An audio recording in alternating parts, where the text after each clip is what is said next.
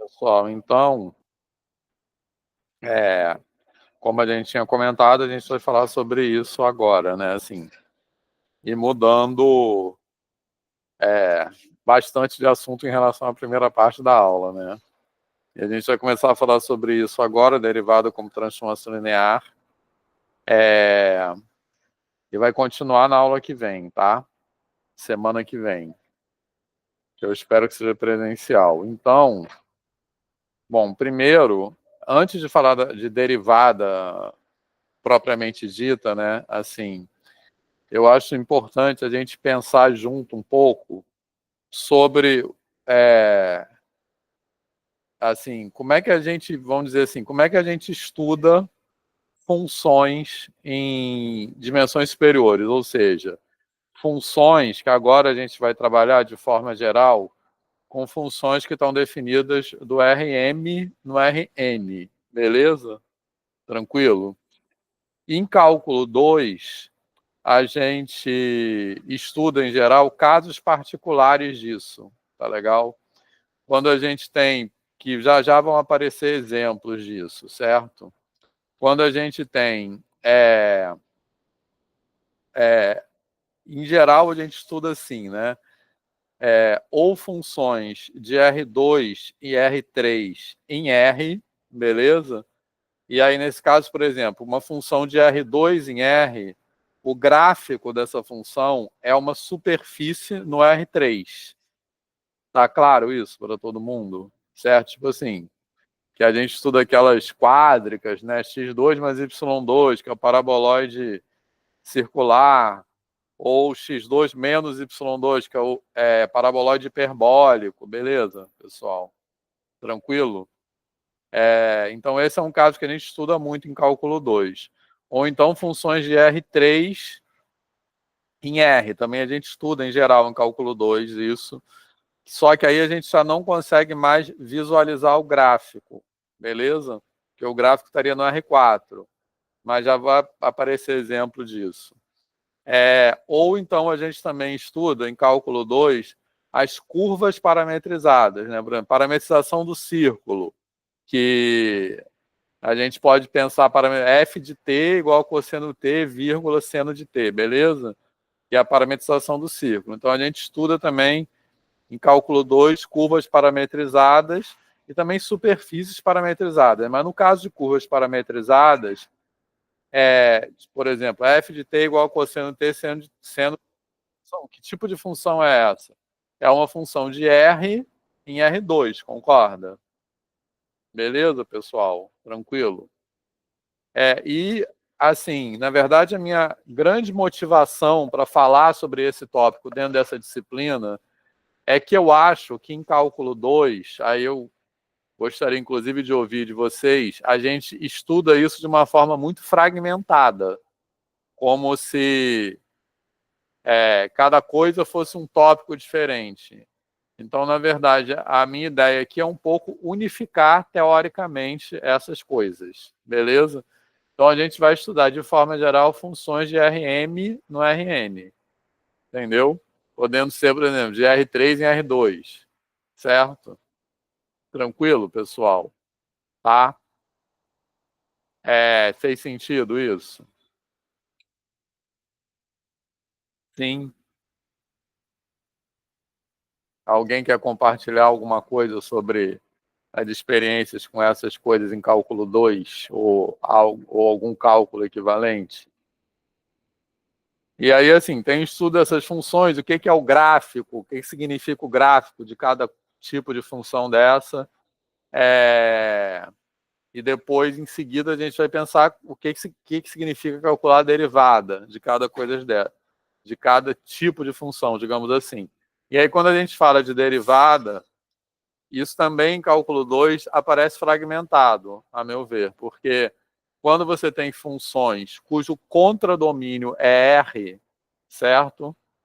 É, a gente, o cálculo diferencial desse tipo de função, a gente estuda a partir da ideia de gradiente. Vocês estão lembrados disso? Certo? O que é o gradiente? É um vetor cujas coordenadas são as derivadas parciais. Tá legal? Certo? Então, por exemplo, o gradiente de uma função de R3 em R é o vetor cujas coordenadas são df dx, df dy e df dy. Tá de boa? Certo? E quando a gente estuda curvas parametrizadas, por exemplo, a gente estuda o cálculo diferencial disso via o chamado vetor tangente. Beleza? Que a gente deriva, no caso, as funções coordenadas. Tá? Então, parece que são coisas diferentes. De fato, eles dão informações diferentes, digamos assim, sobre aquele tipo de função. Mas eles estão dentro de uma ideia conceitual única, que é a ideia de... Eles são casos particulares de uma ideia única de derivada. Então, a minha ideia aqui é falar dessa ideia unificada de derivada e entender cada caso particular disso, como é que ele corresponde a essa ideia geral. Beleza, pessoal? Fez sentido? Alguém quer falar alguma coisa? Eu lembro que o nosso desempenho em cálculo 2B, que é a disciplina que a gente vê essas coisas, estava muito atrelado à experiência que a gente tinha na disciplina de Geometria Analítica 2, que é a disciplina que a gente ficava olhando essas superfícies com mais calma, assim, cônicas e quádricas. Então, se você fizesse um GA2 mais ou menos, quando você chegava em 2B, você se arrebentava. Assim. Normalmente é o que acontecia lá com a minha galera, na minha época de graduação. Pois é. Mais alguém, então? Eu acho que,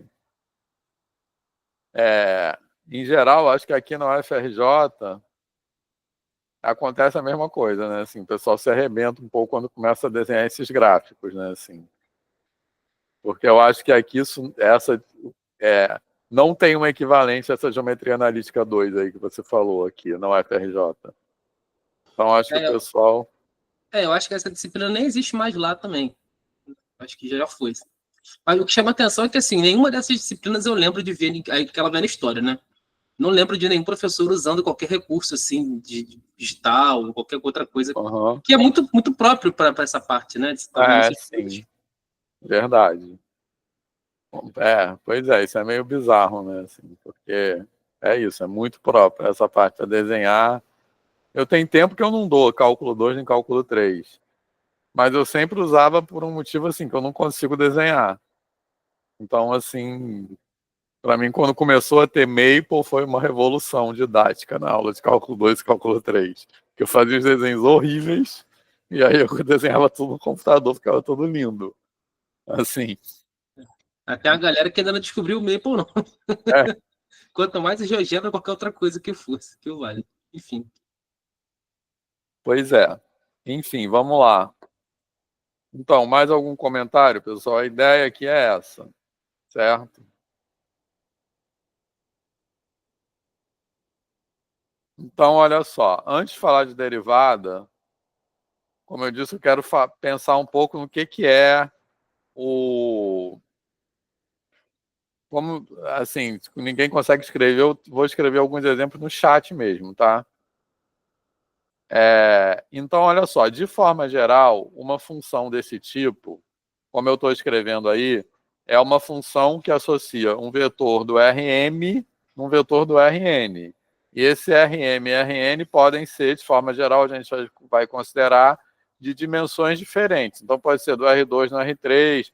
Como eu falei agora há pouco, em geral, em cálculo, a gente estuda só os casos particulares onde ou o contradomínio é R, e nesse caso a derivada é vista como gradiente, ou quando o domínio é R, né? Uma função de R em Rn. E aí a derivada é vista como vetor tangente, beleza?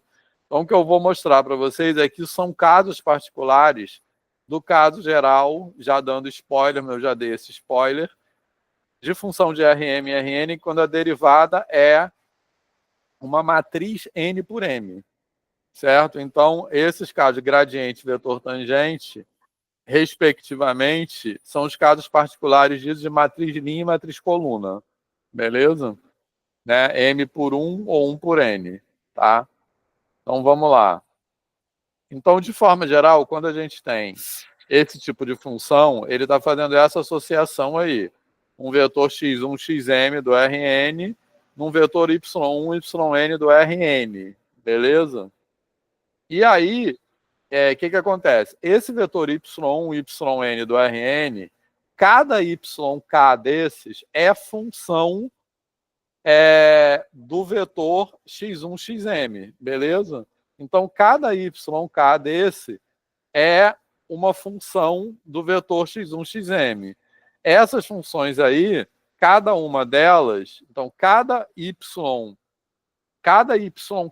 desses que aparecem aí, são números, mas que dependem do vetor x1, xm.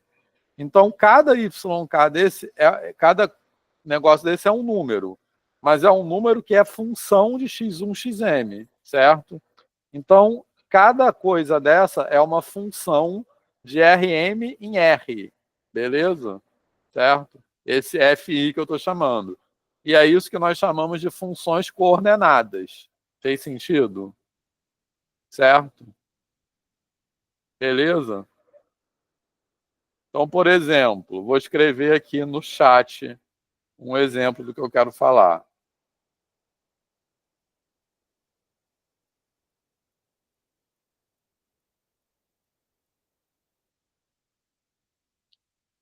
Um exemplo assim, aleatório, tá?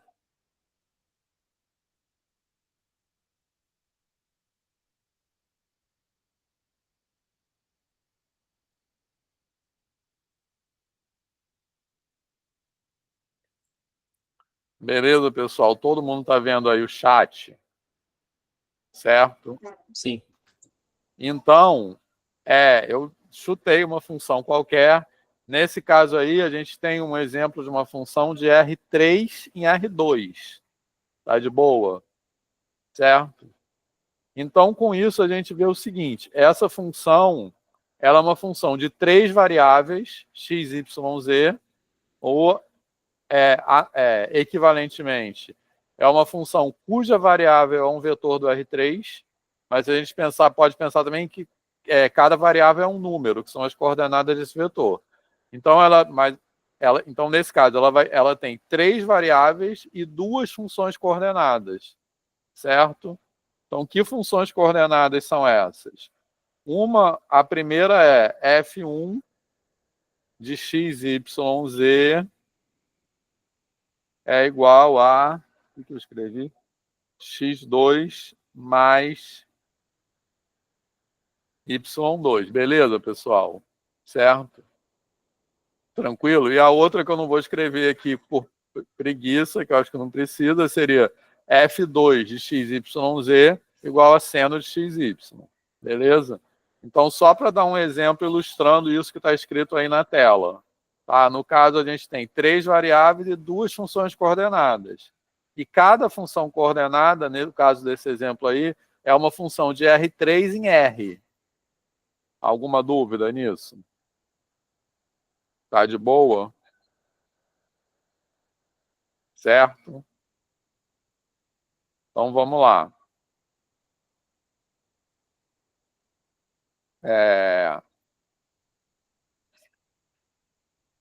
Eu gosto de começar assim, né, só um pouco uma revisão, porque depois a gente vai trabalhar muito com isso, tá? As derivadas parciais, as derivadas das funções coordenadas. E aí, assim, onde fica o gráfico de f? Então, o gráfico de f, o que é o gráfico? Né? Qual é a definição matemática de gráfico? Né? Então, o gráfico é o conjunto dos pontos, e aí quando eu faço essa pergunta, onde mora o gráfico de R, é um pouco onde moram esses pontos. Tá legal? É o conjunto dos pontos que são formados pelos valores da variável independente e os valores da variável dependente correspondentes a cada valor, respectivamente. Isso que é o gráfico de uma função. Tá de boa, pessoal? Certo? Só que no caso aí, a gente está trabalhando com coisas vetoriais. Então, tanto esse x como esse f de x são vetores. Beleza? Certo? Então, esse gráfico aí assim, destrinchando isso que está escrito aqui, isso vai ficar assim, ó. Esse x, f de x, na verdade, é um vetor com m mais n coordenadas, tá? Porque a gente tem m coordenadas independentes e n coordenadas dependentes, sendo uma função de Rm e Rn, tá? Beleza? Então, o gráfico de uma função de Rm e Rn, ele sempre é um subconjunto do Rm mais n. Por quê? Para representar esse gráfico, a gente sempre precisa de m variáveis para representar o domínio e n variáveis para representar o contradomínio. Tá de boa, pessoal? Então, por isso, por exemplo, que uma função de R em R, trivialmente, o gráfico está onde? No R2. A gente precisa de um eixo para representar o domínio e um eixo para o contradomínio. Tá beleza? O gráfico de uma função de R2 em R, ele está onde? No R3, certo? Porque a gente vai precisar de dois eixos para representar o domínio e um eixo para representar o contradomínio. Tá? Já o gráfico de uma função de R3 em R vai estar no R4, certo? Então a gente já não consegue mais enxergar com os sentidos humanos esse gráfico, beleza? Em condições normais, vamos dizer. Beleza, pessoal? Tranquilo? Então, bom, e aí a outra coisa então, isso é uma primeira pergunta. Onde mora o gráfico, né? Então, o gráfico de uma função de Rm e Rn é sempre um subconjunto de Rm mais n. Mas aí a outra pergunta é qual a dimensão desse gráfico? Ou seja, que tipo de objeto é esse gráfico? Beleza? E aí a resposta para isso é o seguinte: esse gráfico sempre vai ser um objeto. E aí eu estou usando, devia ter colocado entre aspas, tá? Eu estou usando o termo dimensão num sentido informal, digamos assim. Porque a gente eu já falei aqui, né, da definição de dimensão para o caso de coisas lineares, beleza? De espaços vetoriais, subespaços vetoriais. O que é dimensão no caso de espaços vetoriais? É o número de elementos da base, beleza? Certo. Como a gente está falando de gráfico, a gente está falando de coisas não lineares, então definir dimensão, por exemplo, o que eu quero dizer dimensão? Eu quero dizer assim, uma curva tem dimensão 1. Uma superfície, né, por exemplo, um plano ou uma superfície, uma esfera, tem dimensão 2, beleza, pessoal? Só que definir isso, dimensão de coisas não lineares, já não é tão simples. Mas aqui eu estou usando a palavra dimensão num sentido intuitivo mesmo. Beleza, pessoal? Tá de boa isso? Certo? Vocês estão me ouvindo bem, né? Tá. Tá mó barulho aqui na rua.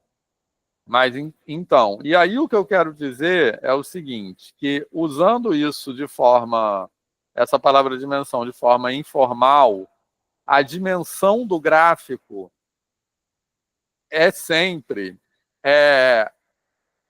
a mesma dimensão do seu domínio, tá certo? Beleza, pessoal? Aí a gente pode pensar assim, ó, na verdade, assim, essa ideia, ela fica... Eu não quero entrar no formalismo disso, mas só fazendo uma observação. Essa ideia fica bem definida para funções diferenciáveis, porque aí a gente define a dimensão via o espaço tangente. Para funções não diferenciáveis, a ideia de dimensão já é bem mais complicada, mas eu não quero entrar nesse mérito, tá? O que eu quero dizer é o seguinte: pensem, por exemplo, no gráfico de uma função de R em R, tá? O gráfico de uma função de R em R é o quê? É uma curva no R2. Todo mundo concorda? Sim, né?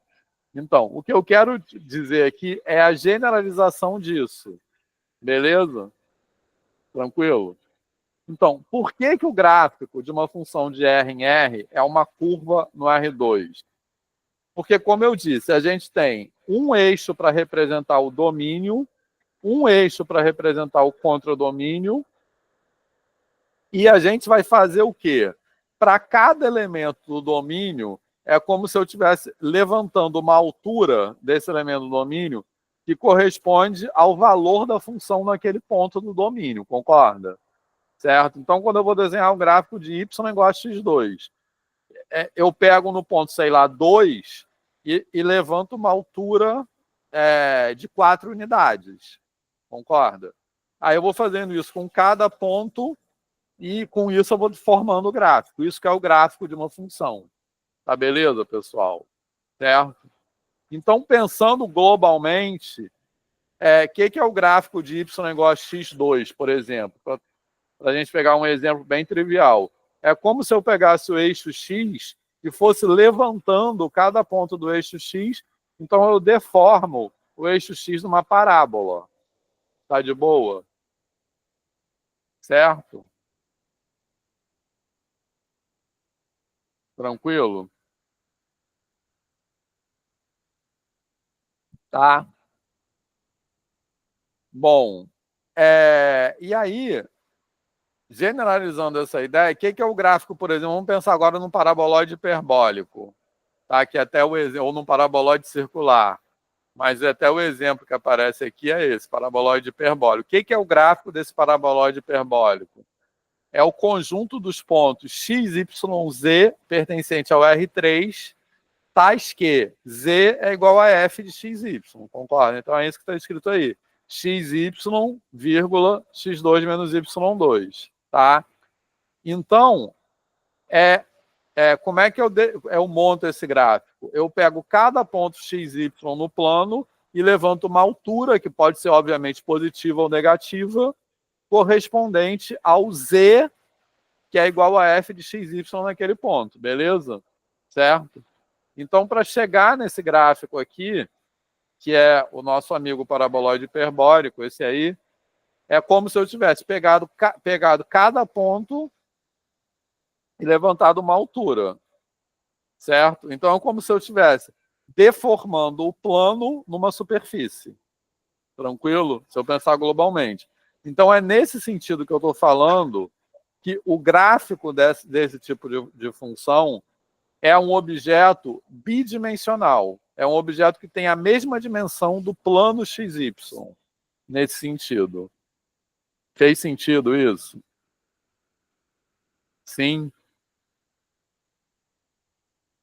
Tranquilo? Certo. Então, de forma mais geral, o que eu quero dizer, pegando essas ideias, assim, porque eu estou pegando as ideias que nas quais a gente pode visualizar a geometria para a gente generalizar para os casos em que a gente não pode visualizar essa geometria, que são esses casos aqui, que é o que está escrito aí embaixo, né? O gráfico de uma função de Rm em Rn é sempre um objeto m-dimensional, ou seja, com a mesma dimensão do domínio, contido no Rm mais n. Tá beleza? Certo? Porque é essa mesma ideia que eu estou falando. É como o domínio é Rm, é como se eu pegasse cada elemento do domínio e acrescentasse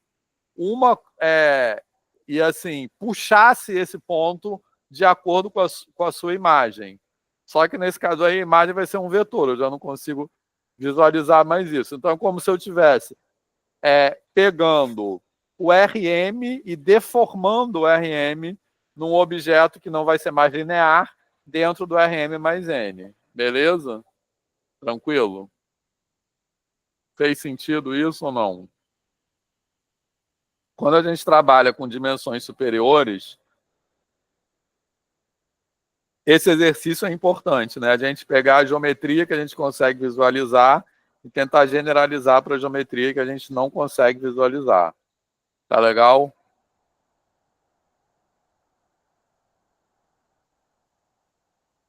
Beleza, pessoal?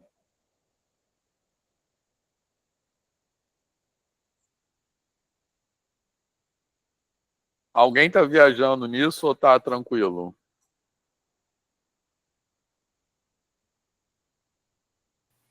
Assim, pessoalmente, eu não acho que tenha como ser tranquilo, né? Porque Ah, quer dizer, tentar conceber essas coisas que a gente não consegue ver é difícil, né? sim. Mas eu acho que usando esses exemplos em dimensões que a gente ainda consegue visualizar faz um pouco de sentido, entendeu? Pelo menos por enquanto tá Aham. fazendo sentido, né? Mais pra Beleza. frente, não sei se vai dar para fazer, mas vamos tentar. Acho que vai. Quer dizer, vamos ver.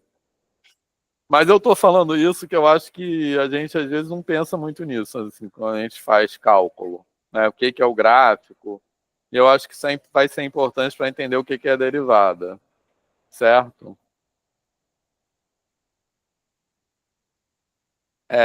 Alguém está tendo dificuldade com isso? Bom, e aí uma coisa que a gente faz muito em cálculo também é calcular as curvas de nível. Tranquilo? Certo? Então, o que que são as curvas de nível? A gente resolveu uma equação, nesse caso aí, z igual a constante. Tá legal? Certo?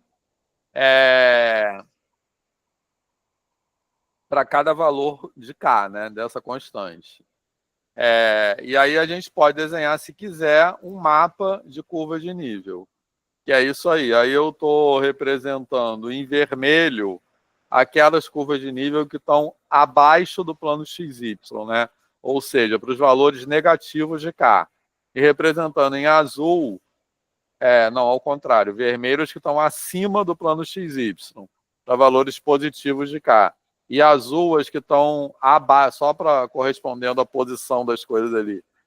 E azul aquelas que estão abaixo do plano XY, valores negativos de K. Mas tanto faz porque é simétrico, tá?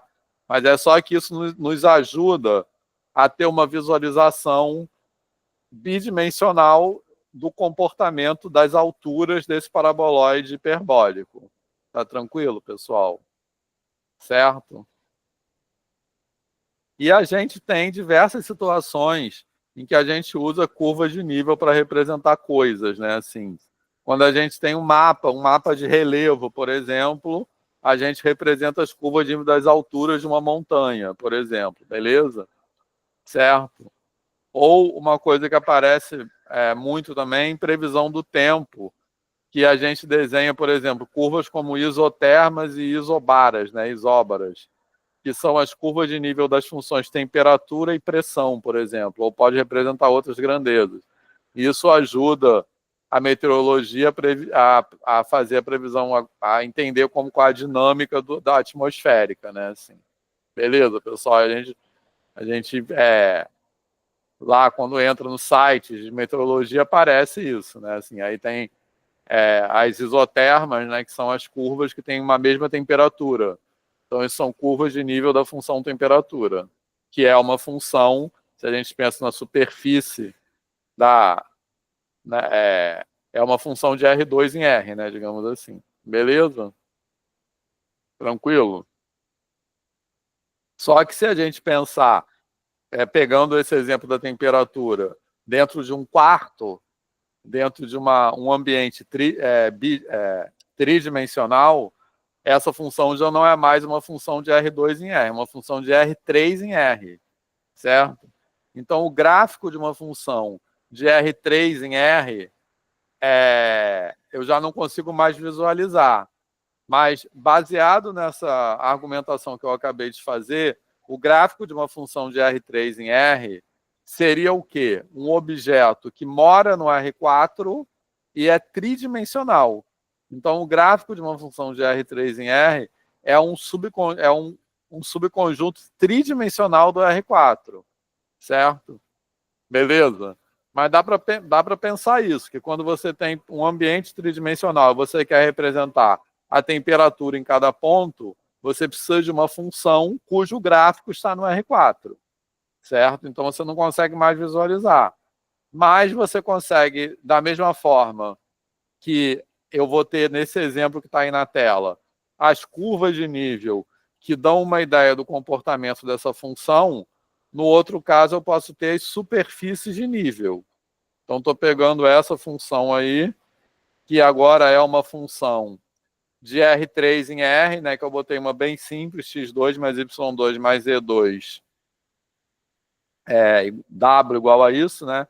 E aí você resolve as equações, né, as superfícies de nível, x2 mais y2 mais z2 igual a k. Então, nesse caso aí, que é um caso bem simples, essas superfícies de nível vão dar esferas concêntricas. Tranquilo? Certo? Então, a gente pode pensar que se, por exemplo, se eu quero representar um negócio que tivesse uma fonte de calor ali no meio, né? Como se fosse um negócio que, quanto mais perto dessa fonte de calor, mais quente está. Então, a gente pode pensar nessas superfícies de nível, se eu pensar nisso como uma função que representa o calor em cada ponto de um ambiente tridimensional. Mas o gráfico mesmo eu não consigo visualizar. Tá de boa isso? Certo? Como o João falou antes, né? Quando começa a chegar assim nessa coisa de você não consegue visualizar, é complicado. Eu lembro justamente de quando eu fiz cálculo 2. E aí, quando eu cheguei nessa ideia de superfície de nível, eu só desisti, assim. Eu falei, tá bom, vambora. Tá, Deixa mas pra não lá. desiste agora, não. Não, eu digo assim, dá pra entender o que é superfície de nível, mas assim, o que seria a coisa na R4 e deixar pra lá. Aí eu entendi que eu tinha que deixar pra lá entendeu? Mas essa ideia que você deu é boa, do calor. Acho legal. Sim, pois é. Então, uma pergunta muito comum, que acho que todo mundo já se fez essa pergunta, mas quando a gente começa a dar isso, ou álgebra linear na graduação, ou cálculo 2, ou algo equivalente na graduação, a pergunta que sempre os alunos fazem é: mas existe o R4? Entendeu? Que acho que eles querem pensar no R4 como uma coisa física. A gente até pode pensar no R4 como uma coisa física no sentido da relatividade, por exemplo. Mas nesse caso não é nem esse o caso, né? Assim, o R4 é um ambiente que a gente inventa quando o R4, assim, o Rn com n maior do que 3, né? Que a gente inventa quando a gente tem um problema que tem mais de 3 variáveis, né? Assim. E isso, obviamente, é muito simples, muito fácil, né? Como esse exemplo. Um exemplo que é muito simples, eu já tenho mais de 3 variáveis. Eu estou falando de temperatura num ambiente tridimensional, então eu tenho cada coordenada espacial, certo? E a temperatura. Aí eu posso pensar, por exemplo, que eu tenho uma fonte de calor variando com o tempo. Então eu já tenho 5 variáveis. Eu tenho as 3 coordenadas espaciais, o tempo e a temperatura, né? Então, em que sentido, matematicamente, em que sentido o Rn existe? Ele existe porque eu invento o Rn para poder representar como uma forma de estudar problemas desse tipo. Beleza? Né? Então, basta ter mais de 3 variáveis que o Rn já vai existir. Beleza, pessoal?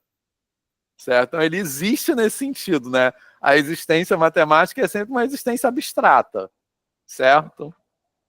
Então, o R4 existe abstratamente da mesma forma que o R3 existe abstratamente. Só que o R3, a gente consegue fazer uma representação geométrica que é perceptível pelos sentidos humanos. O R4 não. Mas ele também tem a sua geometria, né? Beleza? Então, a gente consegue falar, né, ter um discurso dessa geometria do R4 generalizando, assim, ou nos inspirando naquilo que nós sabemos da geometria do R3. Então é isso que a gente vai fazer aqui. Beleza, pessoal? Mas esse exercício, por si só, eu acho que é interessante, né? Tá legal, pessoal? Fez sentido?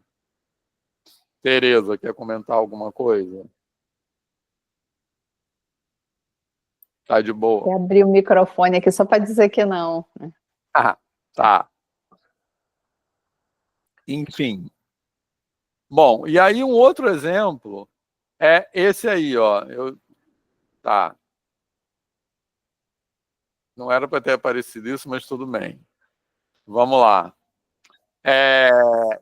Uma outra dúvida que é comum em cálculo 2, assim, que é a seguinte, que eu acho que isso tudo fica meio mal explicado, é a seguinte: Aí eu estou trabalhando com uma curva parametrizada, beleza? Certo? Que é um exemplo muito simples também, que é a parametrização do círculo, cosseno t, seno de t, tranquilo? Então, a dúvida que aparece é a seguinte, a gente apresenta essa parametrização dizendo que o vetor cosseno t, seno t é função de t, do parâmetro t, beleza? Mas a gente também aprende em algum momento que o gráfico de uma função, ele não pode ter para cada valor de x, só pode ter um valor de y. Então, o círculo não seria o gráfico de uma função, beleza? Então, como é que a gente fala que o círculo é, é, é desenhado por essa expressão e a gente diz também que essa expressão é uma função? Entenderam qual é que eu estou colocando? Certo? Porque assim, a gente tem cálculo 2, assim, a gente fala, isso aí é uma função, né? E aí os alunos falam assim, mas a gente aprendeu que uma circunferência não pode ser uma função. Como é que agora pode? Estão entendendo qual é a dúvida? E qual é a resposta dessa dúvida? É que essa circunferência não é o gráfico. Essa circunferência, se a gente for pensar nisso como uma função, essa circunferência é a imagem dessa função. Beleza? Certo? Porque esse desenho que está à direita, eu dei spoiler, era para ter aparecido por último, tá? Esse desenho que está à esquerda é um desenho da imagem que essa função desenha, porque essa função ela é de R em R2. Então, o domínio é um eixo unidimensional e o contradomínio é um plano, é o R2. Então, esse desenho aí que está aparecendo à esquerda é um desenho do contradomínio com a imagem dentro do contradomínio. Beleza? Certo? Agora, o gráfico mesmo, se a gente for querer o gráfico no sentido assim, do conceito matemático de gráfico, o gráfico mesmo seria uma hélice, tá? Que é essa que a gente chama de espiral, assim, no dia a dia, mas o nome desse tipo de curva é uma hélice. Beleza, pessoal? Certo? Todo mundo consegue visualizar porque é espiral de caderno, né? Todo mundo consegue visualizar por que o gráfico é uma hélice. Porque na hora que eu vou desenhar o gráfico, eu vou variar t, certo? Então, eu estou variando t e para cada valor de t que eu estou variando, eu estou marcando cosseno de t e seno de t. Então, ao mesmo tempo que eu marco cosseno de t, seno de t, que vai formar sempre um raio 1, certo? Eu estou variando o t. Então, eu estou fazendo assim, ó. Beleza? Deu para visualizar isso? Tranquilo? Tá. Mas tá de boa, pessoal, todo mundo, João. Tá, sim. Tá, então olha só, por que eu estou falando isso? É só para a gente organizar os conceitos na nossa cabeça. Porque nesse caso aí, o que me interessa, né, o interesse desse tipo de função é a gente desenhar a curva parametrizada, né, assim. Então, a gente usa, em geral, esse tipo de função para desenhar a imagem mesmo, né? Porque é esse círculo aí com uma orientação, né? Que é o sentido do percurso de T. Beleza, pessoal? Certo? Então, por isso que a gente nunca desenha esse gráfico, tá? Porque a gente usa isso aí para representar, tipo assim, uma trajetória de uma partícula em movimento, né? Assim, então, olhando para a imagem, para o desenho da imagem, o tempo é um parâmetro, né? Ele é externo a esse desenho. Por isso que é uma curva parametrizada. Só que se a gente pensar nisso com uma função de R em R2, essa curva parametrizada não seria o gráfico, seria o gráfico no sentido de gráfico, tá? Beleza? Então, eu estou falando isso tudo só para a gente alinhar os conceitos matemáticos na nossa cabeça, tá? Certo? Alguma dúvida? Tá de boa isso? Então, peraí, só um segundo.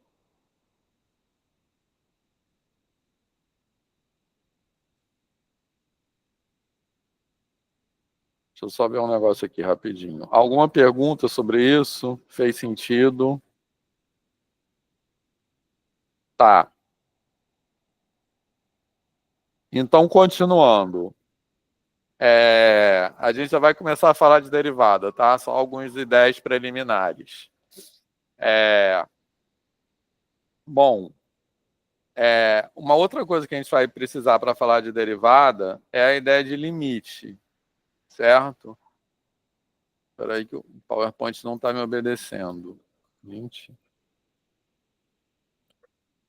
Pronto. Bom, e aí, eu só quero dizer para vocês que é uma coisa que quem fez análise 1 eu já disse isso, que a definição de limite ela é exatamente igual no RM em R, tá? Certo? Beleza? Por quê? Porque para definir limite, assim como para definir continuidade, tudo que a gente precisa é de uma métrica, tá? Ou seja, de uma noção de distância. Tá tranquilo? Certo? Então, da mesma forma que quando a gente enuncia a definição de limite e para funções de R em R, como é que eu enuncio essa definição? Eu falo assim, distância módulo de x menos x0 menor do que delta, beleza? Implica módulo de f de x menos f de x0 menor do que epsilon. Mas esse módulo de x menos x0 e módulo de f de x menos f de x0, ele tem que papel? Ele quer dizer a distância, certo? Então, na verdade, a definição de limite é distância de x até y, de x até x0 menor do que delta, implica distância de f de x até f de x0 menor do que epsilon. Tá de boa? Que é o que está escrito, escrito aí em termos de bolas, né? Mas é a mesma coisa. Certo? Então, eu só estou colocando uma observação muito rápida, só para colocar o seguinte, agora como a gente vai falar do conceito de derivada, a gente vai usar limite, tranquilo? Então é só para dizer assim, nós estamos autorizados, porque eu estou trabalhando no conceito de... eu estou trabalhando no RN, mas a gente pode falar de limite da mesma forma que a gente fala de limite em R, não tem nenhuma questão adicional, então é só para falar isso. Beleza? E aí, vale o seguinte, eu vou botar um teorema aqui, que é a demonstração... Eu vou passar muito rápido essa demonstração, que é um teorema que a gente vai precisar usar para falar de derivada, que é o seguinte. Quando a gente tem um limite vetorial, que é esse caso aí, ó, certo? A demonstração é uma aplicação direta da definição, mas o que esse teorema diz? Que a gente calcular um limite vetorial é a mesma coisa que calcular o limite coordenada a coordenada. Tá de boa, pessoal? Tranquilo? Certo? Então, por exemplo, se eu escrevo assim, uma função e elevado a x, vírgula 1 sobre x, que é essa que eu escrevi aí, no chat. E eu quero calcular o limite disso com x tendendo a infinito, beleza? Então, eu estou trabalhando com limite vetorial, certo? Não é mais um limite numérico. Mas para calcular esse limite vetorial, basta eu calcular coordenada a coordenada, né? No caso, não vai existir, porque eu vou ter uma coordenada tendendo a infinito, que seria e elevado a x, mas faz de conta que eu escrevi e elevado a menos x, aí tende a zero. E a outra coordenada que tenderia a zero, beleza? Tranquilo? Esse teorema é só para dizer isso, tá? Tranquilo, pessoal? Tá de boa? Certo? Então, o teorema diz que o limite vetorial existe, se e somente se o limite coordenada a coordenada existe, né? E o valor do limite vetorial são essas coordenadas. Tranquilo? Alguma dúvida sobre isso? E aí a demonstração está aqui. Da ida e da volta. E agora vamos finalmente chegar para a parte emocionante, tá? E a gente vai continuar semana que vem. Alguém quer dizer alguma coisa? Ai. Tá, então vamos lá. Bom, aí agora seria muito bom se tivesse um quadro, mas tudo bem. A gente já falou sobre isso no começo da disciplina, certo? Então, olha só. Isso aí que eu estou escrevendo, o que eu estou fazendo? Eu estou enunciando a definição de derivada para funções de Rm no Rn. Tá beleza? Certo? Mas, para entender essa definição, vamos fazer de conta, provisoriamente, que eu estivesse falando de funções de R em R. Tá legal? Certo? Então, falando de funções de R em R, isso que está escrito aí, no começo da disciplina, a gente já falou sobre isso, ela é uma forma equivalente, tá? Então, vamos pensar que eu estou trabalhando com funções de R em R, tá? Isso que está escrito é uma forma equivalente de escrever a definição de derivada naquela forma convencional que a gente escreve, que é o quê? Limite com x tendendo a x0 de f de x menos f de x0 sobre x menos x0 igual a A. Esse A seria a derivada. Tá legal? Certo? Então, simplesmente, se a gente passar esse A para o outro lado, aí vai ficar igual a zero do lado direito. E igualar os denominadores, eu chego nessa fórmula aí. Alguma dúvida sobre isso? Tá tranquilo? Certo? Bom, e mais do que isso, essa expressão que aparece entre colchetes, ela é, pensando ainda de funções de R em R, ela é a equação da reta tangente. Tá legal? Certo? É y igual a A, que multiplica x menos x0 mais f de x0. Certo? Então, que equação é essa? É ainda pensando funções de R em R, tá? Isso aí é a equação da reta que passa pelo ponto x0, f de x0 e tem inclinação A, tá? Sendo esse A igual a f' de x0, essa reta é a derivada. Tá legal? Tranquilo, pessoal? Tá.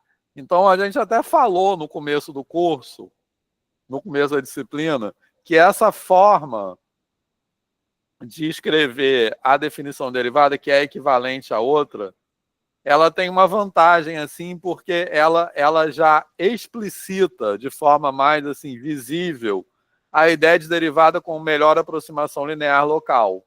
Tá de boa? Certo? Porque o que esse limite diz? Esse limite diz,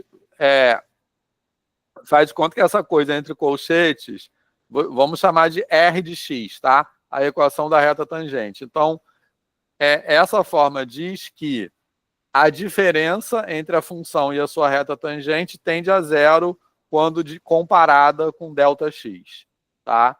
Que é a ideia de melhor aproximação linear local.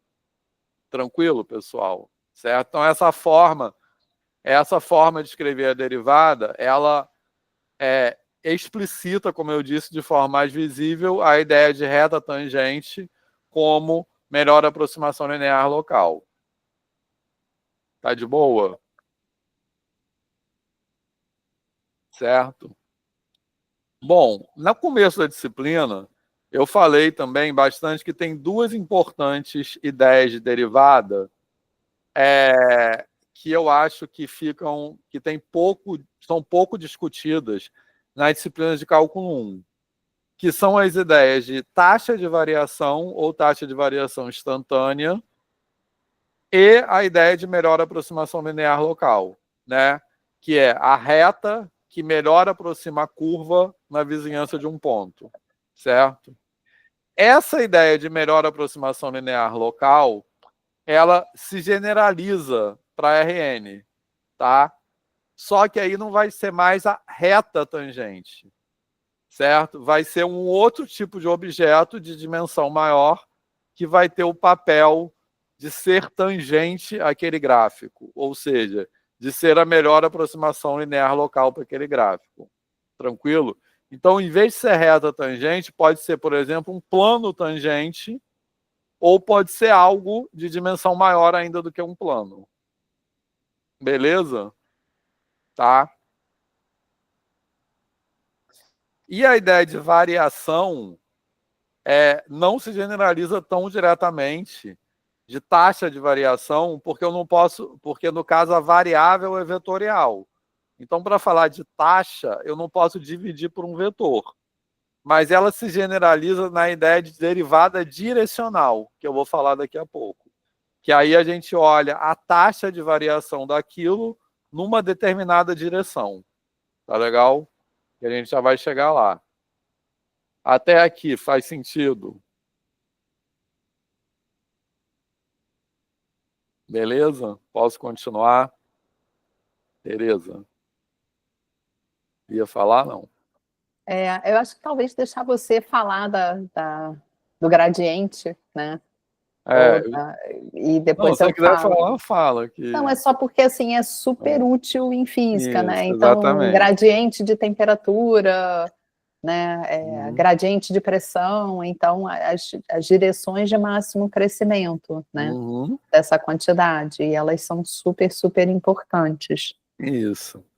Então, pegando esse exemplo que a Tereza falou, quando a gente tem uma função temperatura,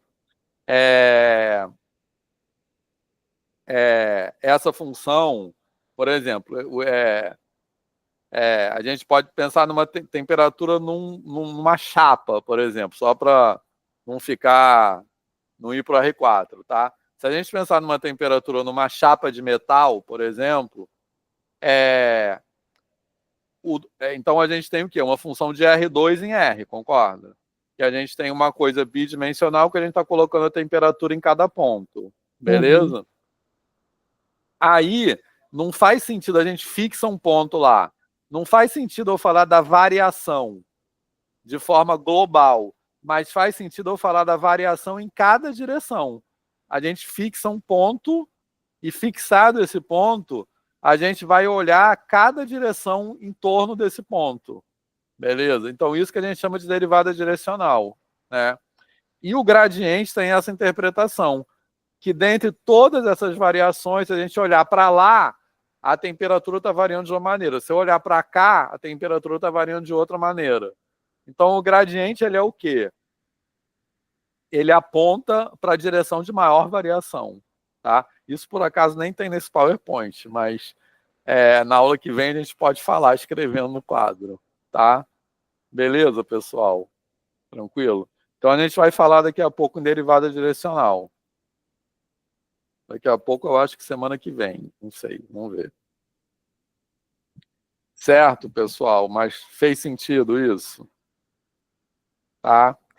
Então, eu estou dizendo que essas ideias que a gente fala, que eu falei muito para a derivada de R em R, né, que são as ideias de melhor aproximação linear e de local e de taxa de variação instantânea também estão presentes aqui.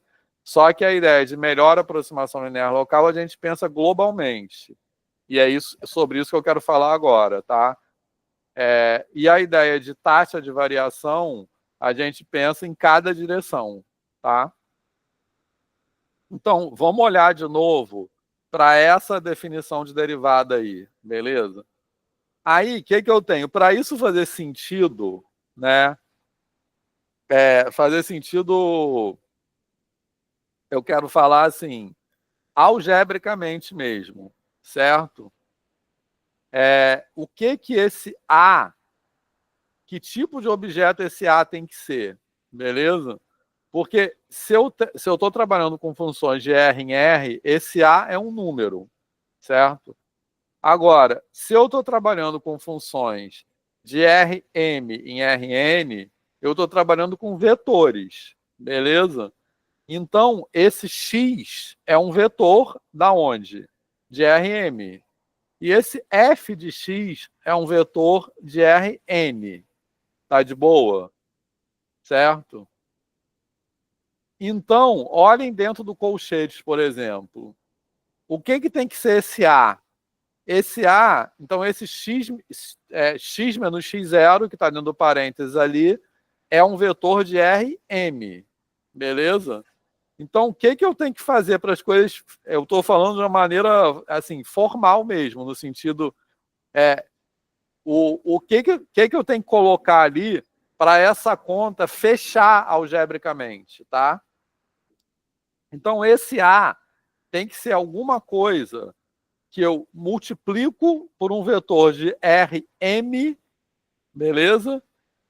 E o resultado disso eu vou somar com f de x0, que é um vetor da onde? De Rn.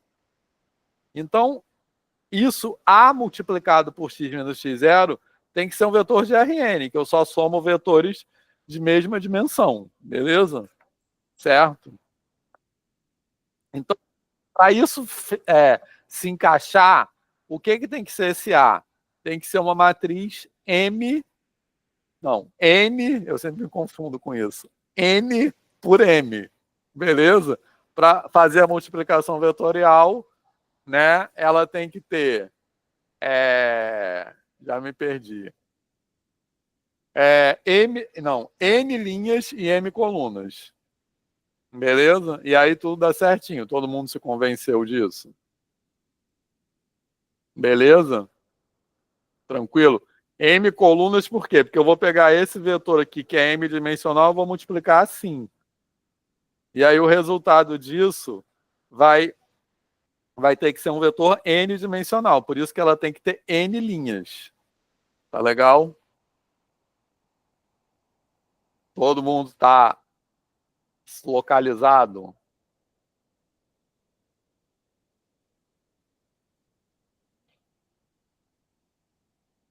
Beleza? Tranquilo?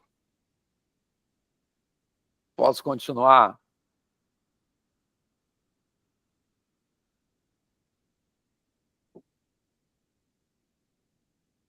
Tá. Todo mundo está achando isso tranquilo?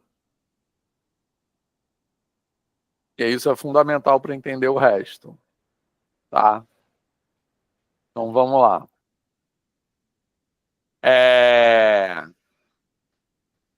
Então agora, eu estou falando de um sentido, como eu falei, puramente das coisas se encaixarem algebricamente. Agora vamos entender isso um pouco mais conceitualmente, tá? Porque o que eu estou fazendo aí? Esse f de x que está fora do colchetes é uma coisa não linear. Então, eu estou aproximando essa coisa não linear por uma coisa linear, tá? Só que essa coisa linear, baseado naquela coisa que eu falei no começo, não é mais uma reta, porque o gráfico não necessariamente é mais uma curva, beleza? Tranquilo? Tá? Então, de forma geral, eu vou dizer que eu estou aproximando o gráfico da função por um objeto linear que parece que localmente aproxima aquele gráfico, certo? Então, em vez de ter uma reta tangente, eu vou ter uma coisa que eu vou chamar de um espaço tangente, tá? Que pode ser uma reta, pode ser um plano. Em cálculo 2 a gente faz isso, né? A gente calcula o plano tangente, beleza? Quando a gente tem, por exemplo, um paraboloide, certo? Eu não tenho mais a reta tangente. Por quê? Porque o gráfico não é uma curva, o gráfico é uma superfície. Então, o que eu vou ter aqui é plano tangente. Beleza? Um plano porque ele é bidimensional, porque o gráfico é uma superfície. Então, o que eu estou falando aqui é da generalização disso. De forma geral, eu vou ter um espaço tangente. Tá legal? Beleza? Então, vamos lá. Então, a derivada de f em x0, pegando essa ideia que eu acabei de falar, é a transformação linear A de Rm em Rn, posso pensar nisso como uma matriz, que melhor aproxima f em torno de x0. Beleza? Melhor aproxima nesse sentido que está escrito em cima, certo? Então, isso é a generalização da definição de derivada de R em R, porque uma transformação linear de R em R é a multiplicação por um número, beleza? Então, esse Azinho, que é a derivada de uma função de R em R, ele estaria representando uma função linear, tá? Só que de Rm em Rn, uma função linear não é mais a multiplicação por um número, é a multiplicação por uma matriz, tá? Então, essa é a ideia, tá de boa? Certo? Então, isso aí. A derivada, no caso de uma função de Rm em Rn, a derivada em cada ponto é uma transformação linear.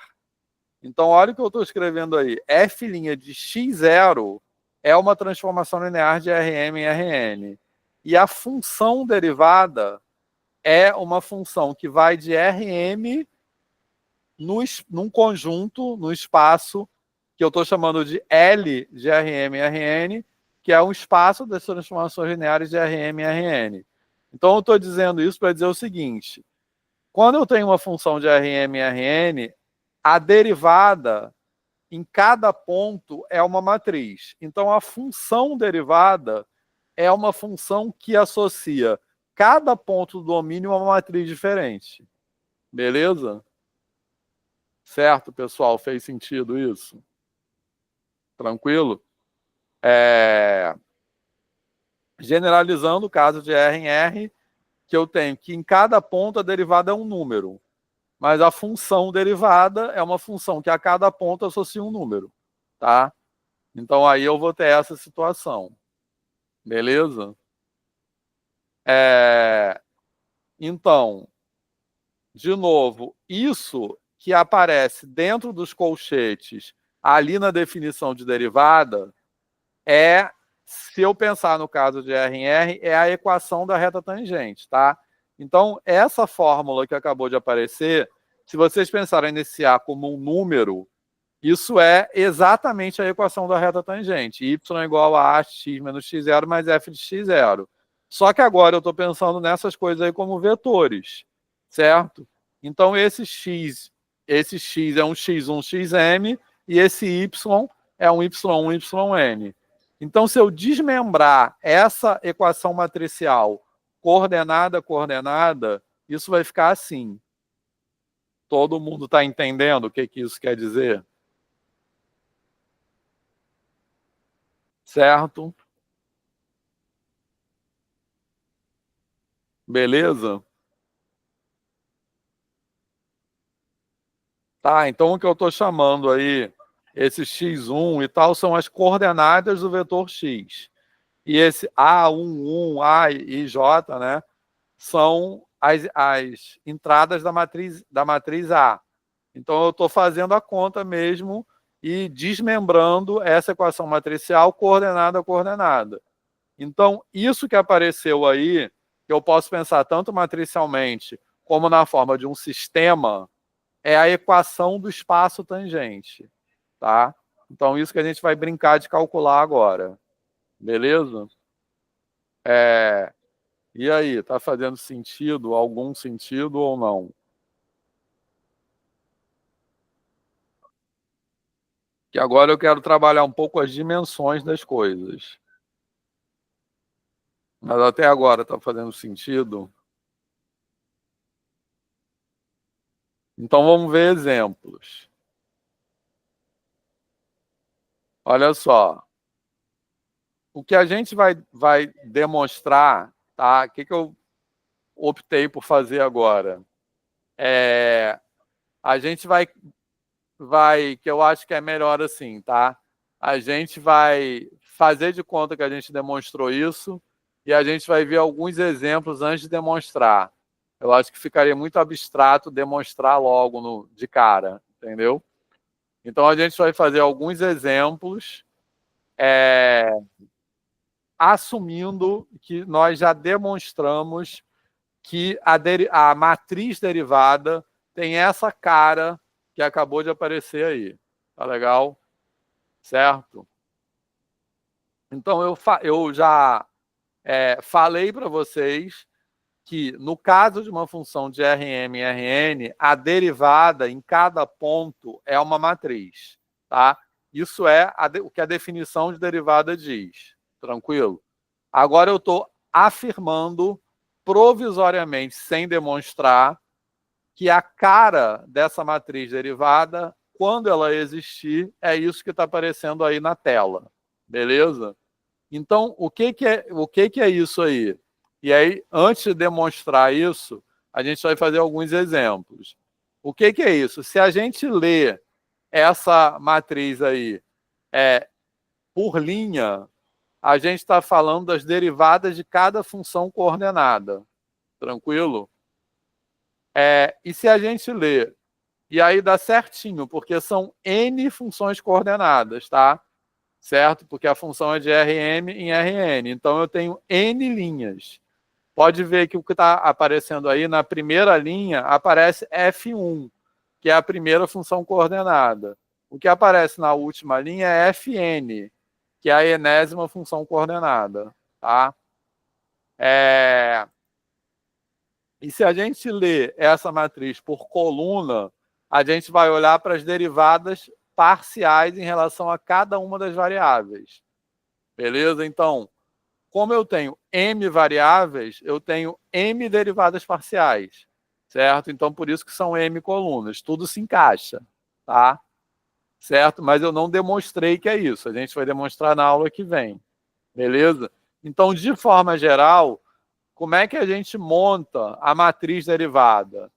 Eu vou fazer a derivada da iésima função coordenada em relação à jésima variável. Tá? Certo? E isso aí, uma observação que a gente vai ver na aula que vem, isso aí quando a derivada existe, ela tem essa cara. Certo? Porque pode acontecer o seguinte, essa matriz pode existir e a função não ser derivável. Mas quando a derivada existe, ela é assim. É isso que a gente vai demonstrar. Tá legal? Beleza? Bom, mas como eu falei, hoje, eu espero que na aula que seja presencial, hoje a gente vai fazer alguns exemplos. Tá? E eu vou deixar as demonstrações para a aula que vem. Beleza? Então, olha só, tem alguns exemplos nesse PowerPoint que eu não me lembro quais são. Bom, isso aí é o que eu já falei, tá? Se a gente olhar essa matriz linha por linha, eu tenho as funções coordenadas. Coluna por coluna, eu tenho as derivadas parciais, tá? Então, vamos provisoriamente, sem demonstrar, aplicar isso em alguns exemplos, tá? Então, eu peguei um exemplo qualquer, assim, inventado aí da minha cabeça. Uma função, por exemplo, de R2 em R3, tá? Então, antes da gente fazer as contas, vamos resgatar aquilo que eu falei no começo da aula. O gráfico de uma função do R2 no R3, ele mora aonde? No R5. Todo mundo concorda? Porque a gente precisa de 5 eixos para representar esse gráfico, né? 2 eixos para as variáveis independentes e 3 eixos de variáveis dependentes. Tá de boa? Certo? Mas ele é um objeto bidimensional, certo? Porque, como eu falei no começo, de forma geral, o gráfico tem sempre a mesma dimensão do domínio e mora no espaço Rm mais Rn. Tá de boa? Certo? Então, agora, vamos fazer contas. E aí eu quero convencer vocês que as contas todas se encaixam bonitinho. Com essas dimensões, tudo funciona, tá? Então, olha só. Apareceu de cara.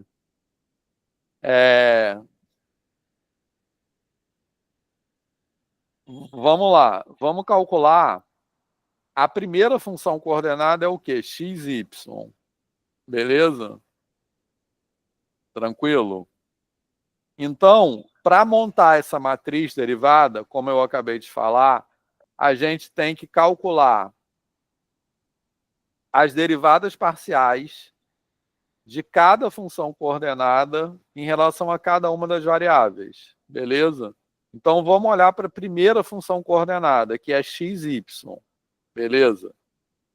Aí, quanto é a derivada de xy em relação a x? Quanto é? E aí, quem esqueceu derivada parcial?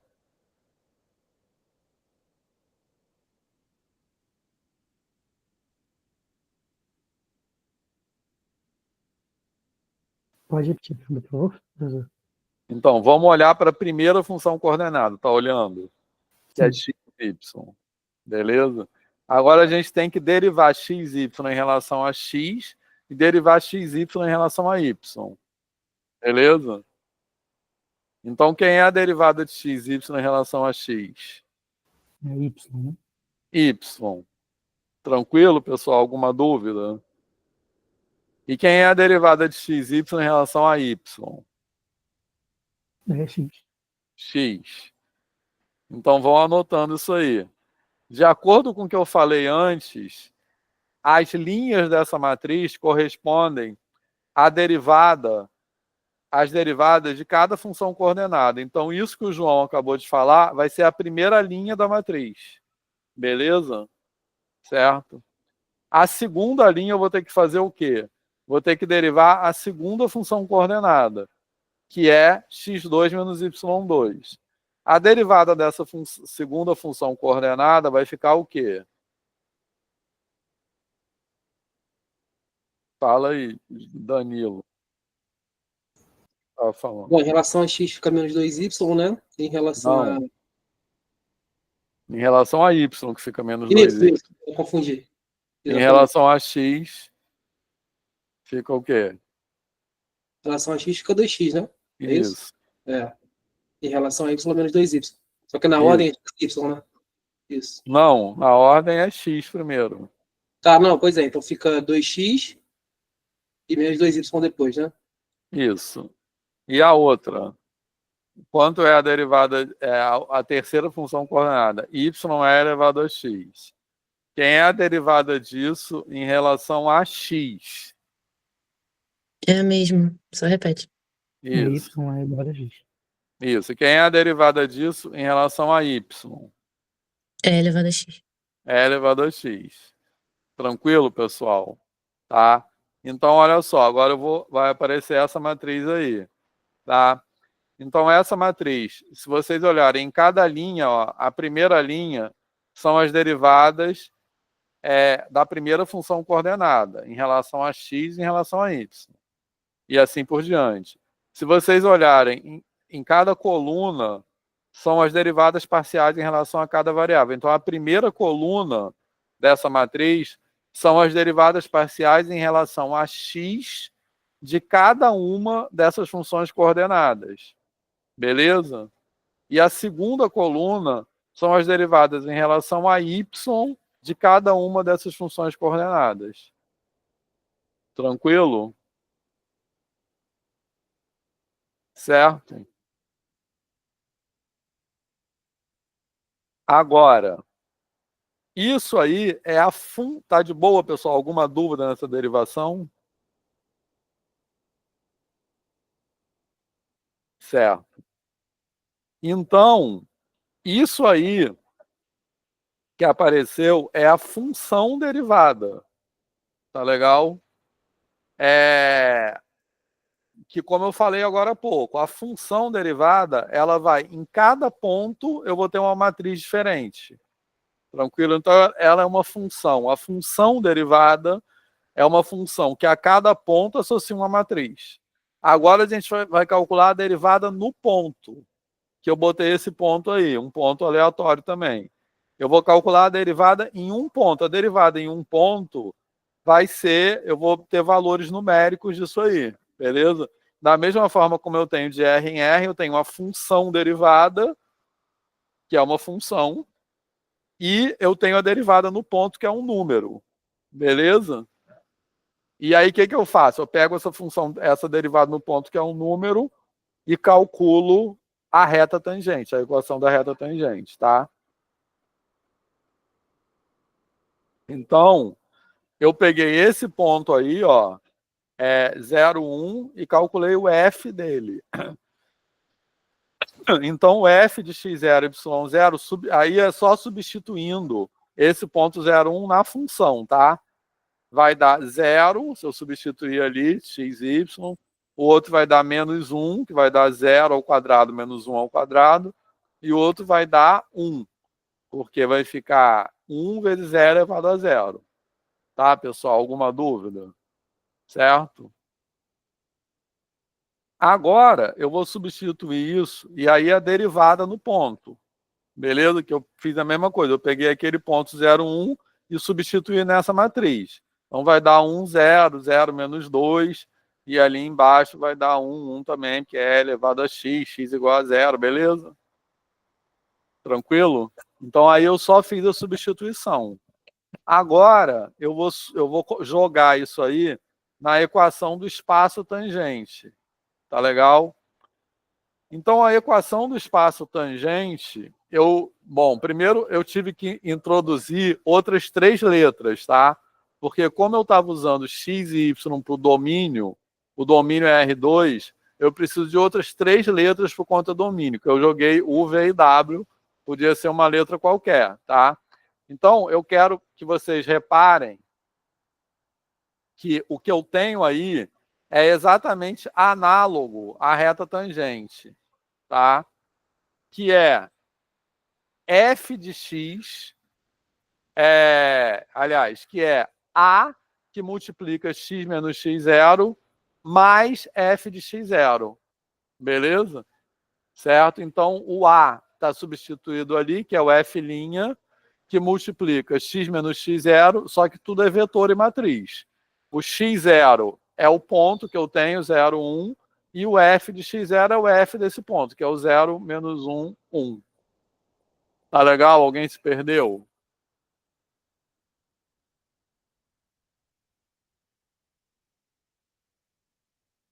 Tranquilo?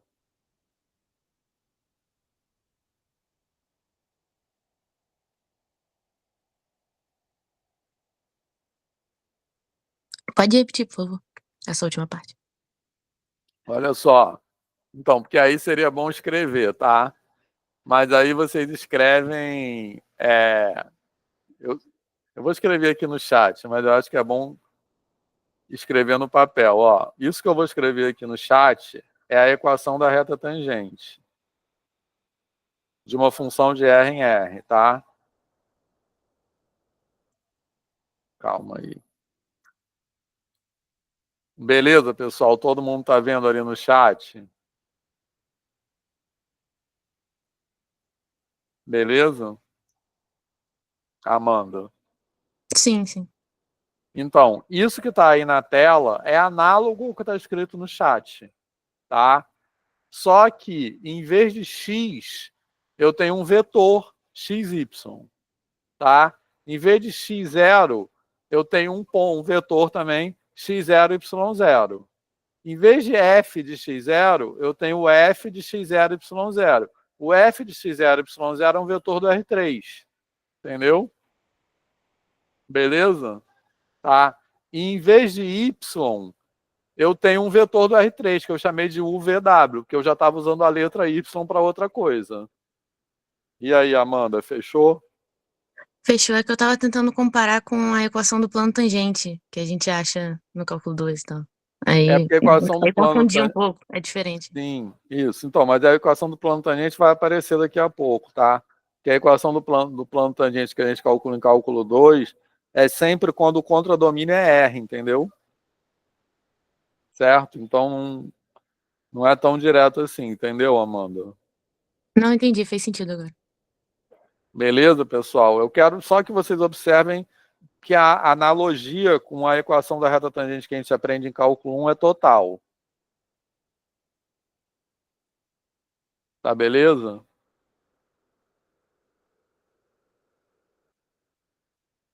Bom, e aí, no última coisa que apareceu ali à direita, eu só fiz a conta matricial, tá? Certo? É só a conta mesmo. Então, eu peguei o que está entre colchetes, x, y menos zero, fiz a conta, multipliquei pela matriz e somei com outro vetor. Vocês podem, aí dá isso aí, tá? Agora, eu vou escrever isso coordenada a coordenada. Então, dá isso aí, ó. Certo? Escrevendo coordenada a coordenada. Tá de boa? Tranquilo? Alguma dúvida nisso?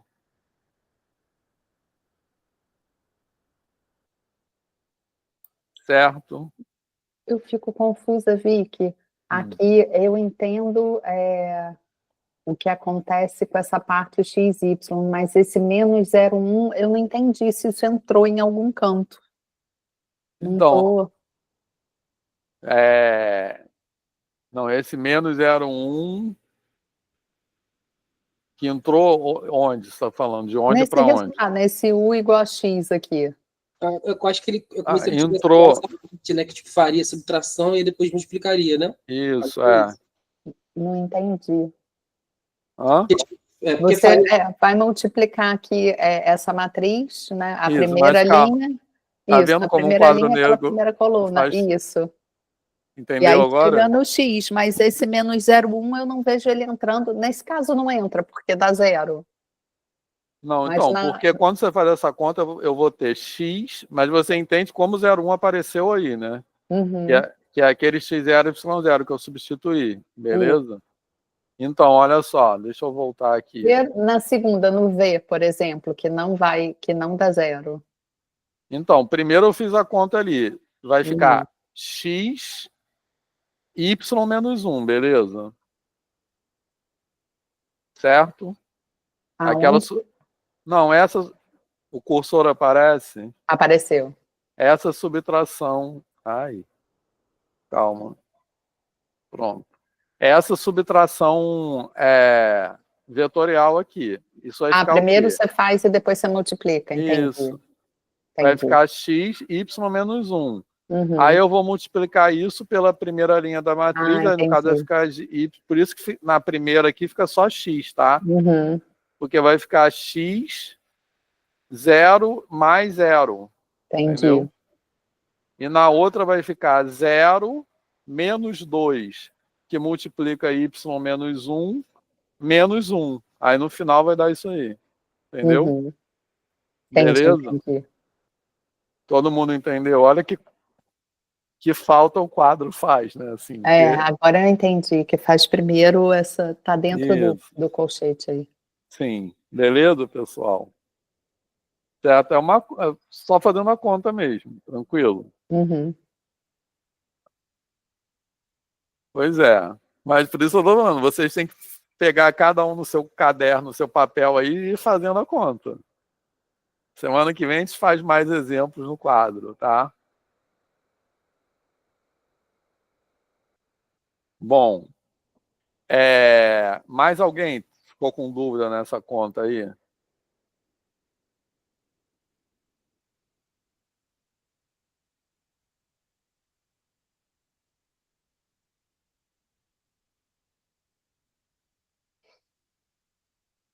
Beleza?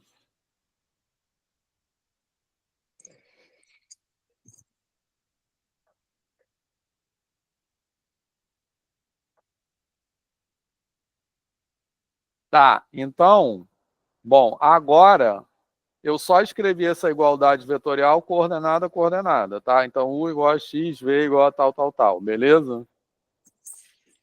Tranquilo? Agora, vamos entender o que é isso. Isso aí que apareceu é o que a gente vai chamar de equação do espaço tangente, tá? Tranquilo? Aí vamos pensar no R3, por exemplo. Então, vamos pensar primeiro no R2. No R2, se eu escrevo uma equação no R2, o que eu tenho? Por exemplo, x mais y é igual a 1, tá? Uma equação linear qualquer. Tranquilo? O que essa equação representa? Vou botar até um exemplo mais. Y igual a 1, tá? No R2. Y igual a 1 no R2 representa o quê? Uma reta. Concorda? No caso, uma reta horizontal. Agora, se eu colocar y igual a 1 no R3, isso representa o quê? Não representa mais uma reta. O que é y igual a 1 no R3? Fala aí. É um plano. É um plano. Beleza? Tranquilo? Então, no R3, se eu tiver uma equação afim, digamos, x mais y mais z igual, x mais y mais z igual a 1, sei lá. Isso é um plano. Beleza? Se eu tiver uma segunda equação, isso vai dar o quê? No R3. Um sistema com duas equações no R3. Isso vai dar o quê? Fala aí, dois planos. Né? A interseção de dois planos é o quê? Isso, uma reta, Paulo. Tranquilo, pessoal? Certo? Então, no R2, uma equação é uma reta. No R3, uma equação é um plano. Duas equações vai dar uma reta, porque eu tenho um sistema que se interpreta como uma interseção de dois planos. Tá? Então, o que eu quero dizer? Eu quero dizer que quando eu estou no Rn, cada equação linear que eu coloco, eu caio, a solução disso vai cair uma dimensão do espaço original. Fez sentido? Certo? Tranquilo? Porque eu vou estar... então, uma equação no Rn é uma coisa de dimensão n menos 1. Tá? E cada outra equação que eu vou colocando, eu vou caindo uma dimensão. Tranquilo? Beleza? Fez sentido isso? Isso é assim, é que eu estou pensando em sistemas lineares ou sistemas afins, né? Se eu pensar num linear não homogêneo, certo? Se eu pensar em sistemas lineares, isso tem a ver com a seguinte ideia. Quanto mais equações eu tenho, menor vai ser a solução daquilo. Porque é como se eu estivesse fazendo mais exigências. Então, quanto mais exigências eu faço, menor é o conjunto dos caras que satisfazem aquelas exigências. Pensando assim, de forma geral. Beleza? Tranquilo? Então, uma coisa que a gente aprende, ou deveria aprender em álgebra linear, é isso, né? Assim, como é que a gente vê a solução de um sistema? Certo? Pensando assim, o número de variáveis menos o número de equações. Tá? Porque o número de variáveis corresponde ao espaço onde aquele sistema está. Tá legal? Se eu coloco uma equação, eu caio uma dimensão. Se eu coloco duas equações, eu caio duas dimensões. E assim por diante. Fez sentido essa ideia?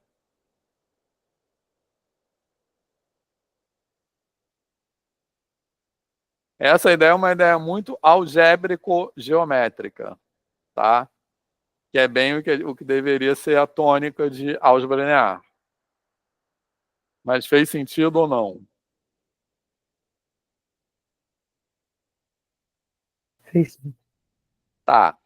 Então, baseado nisso, eu posso dizer que esse negócio que apareceu aí é uma coisa bidimensional no R5. Todo mundo concorda? Certo? Por que eu estou falando que está no R5? Porque eu tenho 5 variáveis: x, y, u, v e w. Tá? Beleza? E pensando de uma maneira um pouco mais rigorosa, da onde vieram essas variáveis? X e y representam um elemento do domínio. U, V e W representam um elemento do contradomínio. Tá legal? Beleza? Então, é aquilo que eu falei. Onde mora o gráfico dessa função? Ela mora no R5. Por quê? Porque eu preciso de 3 variáveis para o domínio, 2 variáveis para o domínio e 3 variáveis para o contradomínio. Beleza? Tranquilo? E o que eu falei no começo também? Esse gráfico, ele é um objeto bidimensional no R5. Tá legal? Certo? Que é exatamente o mesmo tipo de objeto que esse sistema representa. Como ele tem 3 equações e 5 variáveis, ele está no R5 e ele é bidimensional. Certo? Tranquilo? Então, por isso que as coisas têm que se amarrar dessa forma, porque o que eu estou falando aqui para vocês é do que eu estou chamando de espaço tangente. O que eu estou chamando de espaço tangente? É um objeto linear que aproxima o objeto não linear, que é o gráfico. Beleza?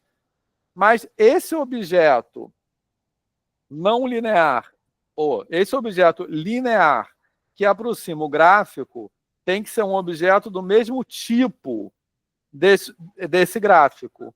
Do mesmo tipo, o que eu quero dizer? Se o gráfico é bidimensional, ele tem que ser bidimensional também. Tranquilo? Então, se o gráfico é uma curva, eu vou ter uma reta tangente. Se o gráfico é uma superfície, que é o caso, por exemplo, que a Amanda falou, né, que a gente calcula em R2, eu vou ter o quê? Um plano tangente. Beleza? Certo? Que é o plano que melhor aproxima o gráfico na vizinhança daquele ponto. Certo? Então, no caso, que gráfico é esse? É um objeto bidimensional no R5. O espaço tangente também é um objeto bidimensional no R5 que aproxima aquele gráfico na vizinhança desse ponto. Só que ele é um objeto linear. E aí, tudo se encaixou?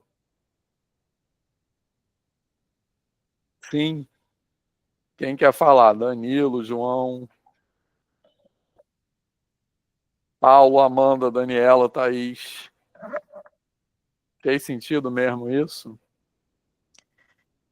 Só a parte que me pega um pouco é essa parte do bidimensional no R5. Fazendo um paralelo, o plano tangente seria o quê? Seria no R3, mas seria qual no dimensão? R3. Seria bidimensional no R3. Bidimensional também. Isso. Porque, olha só, a gente vai fazer mais exemplos na aula que vem, tá, Amanda? Porque, olha só, o plano tangente que você está falando que a gente calcula em cálculo 2 é para funções de R2 em R, beleza? Tranquilo? Tipo, Z igual a X2 mais Y2, beleza? Sim. Então, o que eu tenho aí? Eu tenho 2 variáveis, o domínio é o R2, que eu tenho X e Y, e o contradomínio é R1. Então, o gráfico está no R3, beleza? Certo? Então, o que é o gráfico? É um objeto bidimensional, ou seja, uma superfície. Nesse caso que eu falei, é um paraboloide circular. É uma superfície no R3. Então, qual é o tipo de espaço tangente? É um plano tangente no R3, entendeu? Entendi. Amarrou? É que eu nunca tinha escutado dessa forma. Eu sei. Em geral não se fala dessa forma, por isso que eu estou falando. Mas está juntando os pontos, assim, pessoal, Amanda. Tá fazendo sentido. Mais alguém? como eu disse no começo, eu quero generalizar aquilo que a gente aprende em cálculo 2 e colocar aquilo que a gente aprende em cálculo 2 dentro desse quadro geral, entendeu? Esse é o meu objetivo aqui. Beleza, pessoal?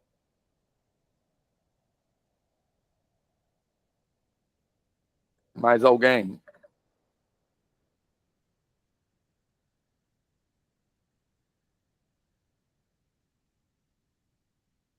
Tá fazendo sentido mesmo? Tereza, quer falar alguma coisa para terminar? Acho que eu vou ficar com esse exemplo, que aí já... É obscuro até para mim, porque eu nunca vi isso dessa maneira, né? E, assim, derivadas do Rn em Rm é uma coisa que a gente não vê na física, né? Em geral. Pensando assim, onde que acontece, não...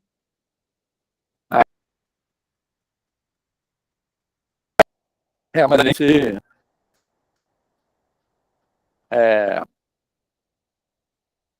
a gente usa muito aproximações para as derivadas, né? Assim, então eu estou querendo entender isso geometricamente, assim.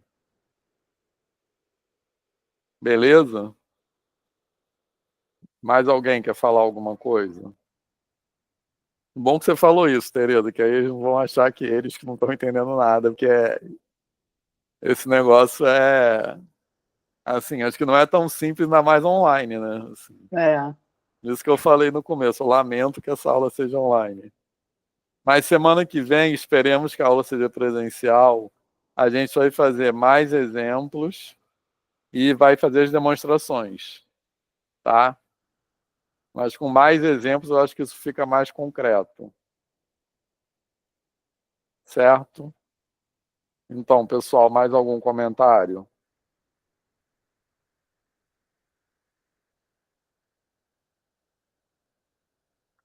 Então, podemos ficar por aqui. Então, valeu, pessoal. Boa semana. E até semana que vem. Até mais. Tchau, tchau, gente. Tchau, tchau. Obrigado. Tchau, tchau.